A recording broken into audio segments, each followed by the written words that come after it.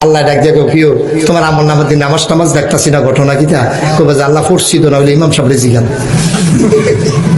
আমি যে নামাজ পড়ছি না হলে ইমাম সাহেব জিগান ইমাম সাহেবতে আবার চোখ টিপ দেয় দেশি মুরগা দিয়ে আছে ভাত খাওয়াইলাম সিটার কার মানে ফেনাওয়ালা ফোকরে সুবা দিয়ে তোরা বুটবুটি চলাইলাম যেত ইমাম সাহেবতে আবার হুমকি দেয়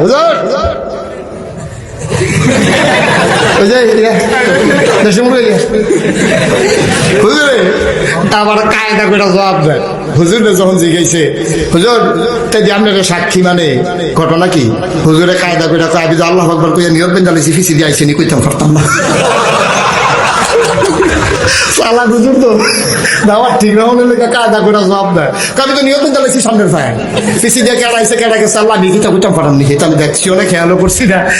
তারে কই তখন আমি কইয়া পারতাম না অসুবিধা আছে সামাজিক ঝামেলা আছে আমরা দেশের সামাজিক কারণে অনেক ইমাম সাহেব ন্যায় কথাটা কইতে পারে না ঠিক কিনা